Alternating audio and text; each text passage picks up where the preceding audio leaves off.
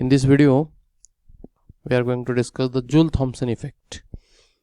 Joule and Thomson observed that when a real gas except hydrogen and helium allowed to expand adiabatically, then its temperature decreases. Now, what is the meaning of adiabatic expansion? Adiabatic, the term adiabatic means the process carried out at constant heat. Adiabatic process means the process which is carried out at constant heat. It is called as adiabatic process. And when gas is expanded at a constant heat, means when heat is not allowed to enter into the gas or not allowed to go out of the gas, then that type of expansion, it is called as adiabatic expansion. And according to Joule-Thomson effect, when highly compressed gas is adiabatically expanded through a porous plug, there is an intense cooling. Actually, why this is so? Why, according to Joule-Thomson effect, the highly compressed gas is suddenly expanded, adiabatically expanded, then there is intense cooling? Reason for this is, in a compressed gas, molecules are very close to each other, and in between molecules there is a force of attraction. Especially in real gases, in between each and every molecule there is a force of attraction. And when such a gas is adiabatically expanded, after expansion, volume of gas suddenly increases, and therefore molecules go away from each other. While doing so, the force of attraction between each and every gas molecule decreases or comes to end. Okay, and to break force of attraction between each and every molecule, energy is required, and that energy, it is taken from that gas mixture itself, because process is adiabatic, no heat is allowed to enter into the gas, and therefore to break the intermolecular force of attraction between gas molecules, whatever energy is required, that energy taken from that mixture is itself, gas mixture itself, and therefore after expansion, the temperature of that gas decreases. This is a very simple theory behind the Joule-Thomson effect. Now, to understand this Joule-Thomson effect, consider thermally insulated tube. This is the thermally insulated tube. It means heat is not allowed to enter into this tube, or heat will not go away from this tube. This is thermally insulated tube. It is fitted with porous plug. This is the porous plug. It means when gas is confined in this tube on both sides, then gas can pass through this porous plug. This is the porous plug. Then there are two pistons, piston A and piston B. These are the movable pistons. These pistons can move horizontally to the right side or left side. This piston can be moved. So these are the movable pistons A and B. And in between piston A and B, real gas is filled. So this is the real gas. And suppose before the experiment, before the adiabatic expansion, temperature of two compartments is noted by thermometer. So T1 thermometer and there is a T2 thermometer. With the help of these two thermometers, temperature of both the compartments is noted.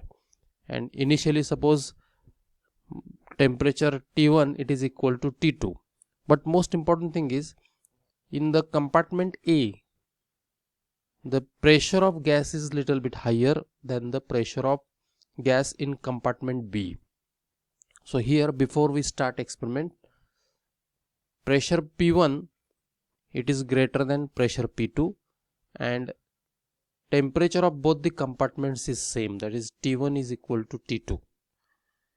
Okay, so to the left side there is a high pressure, and to the right side there is a low pressure.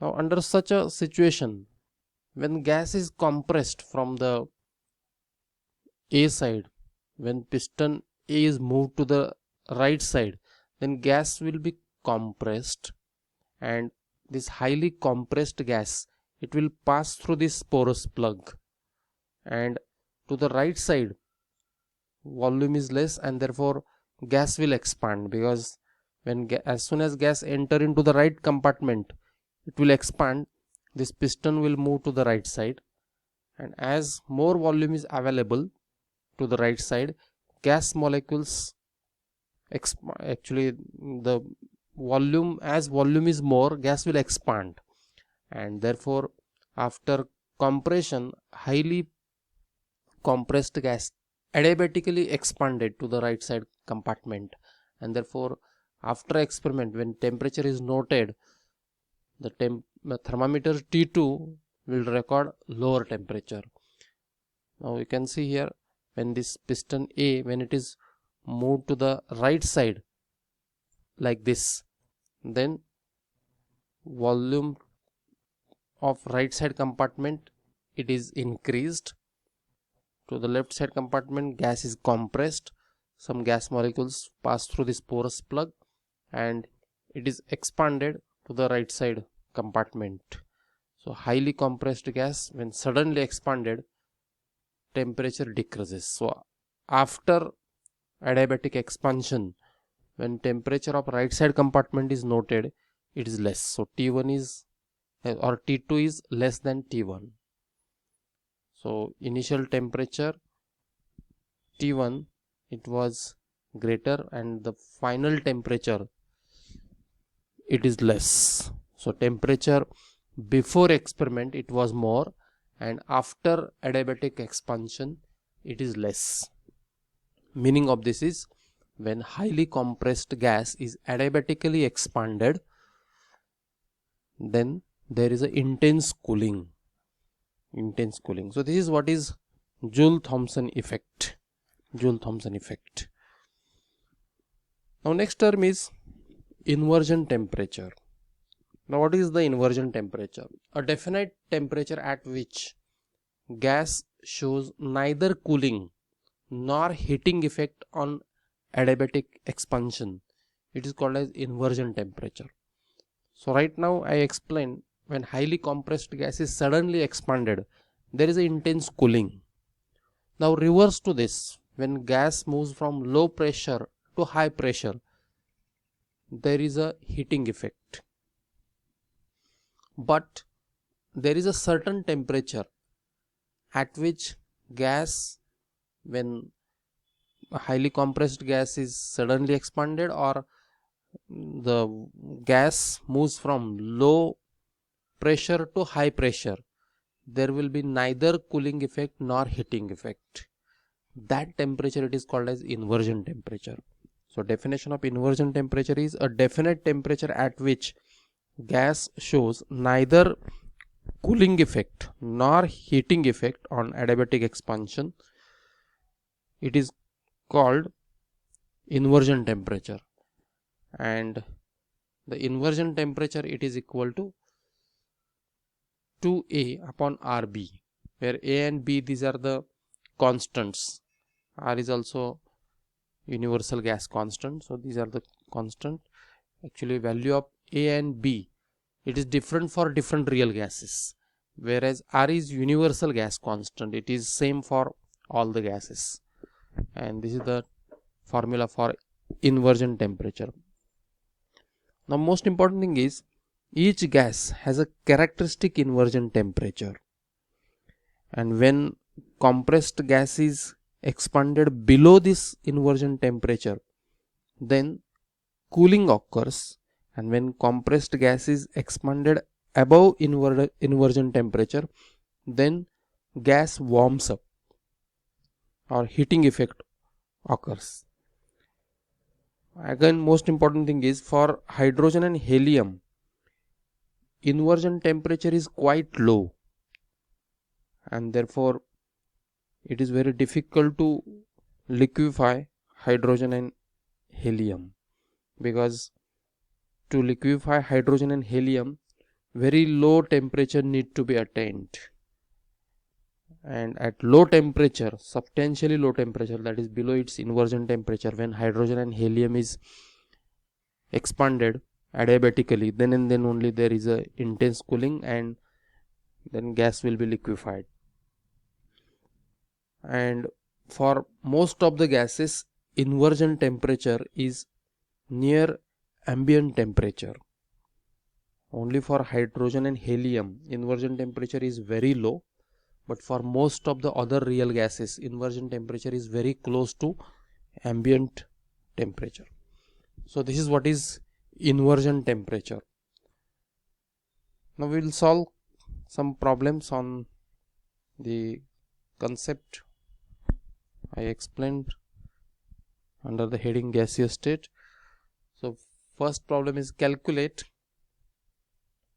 the volume of 10 moles of gas at 1.013 into 10 raised to 7 Newton per meter square pressure and 273 Kelvin if its compressibility factor is 0.783. So we need to calculate volume of 10 moles of gas. Here pressure is given, temperature is given, compressibility factor is given. Now for compressibility factor, formula is PV upon, or Z is equal to PV upon nRT. So before that, what is given? Z is given, number of moles N is given, R is 8.314 and temperature is 273 Kelvin. So Z is equal to PV upon nRT. So just rearrange this equation for V. So V is equal to Z nRT upon P. Just to substitute the values, value of Z is given, that is 0.783. Then number of moles, this is R, this is temperature, and this is pressure, 1.013 into 10 raised to 7. When we solve this, it comes 1.754 into 10 raised to minus 3 cubic meter. Very simple problem. Now second problem, 11 grams of carbon dioxide occupied 1.5 decimeter cube of volume at 298 Kelvin. Calculate pressure exerted by it by using ideal gas equation and van der Waals equation. Ideal gas equation is PV is equal to nRT.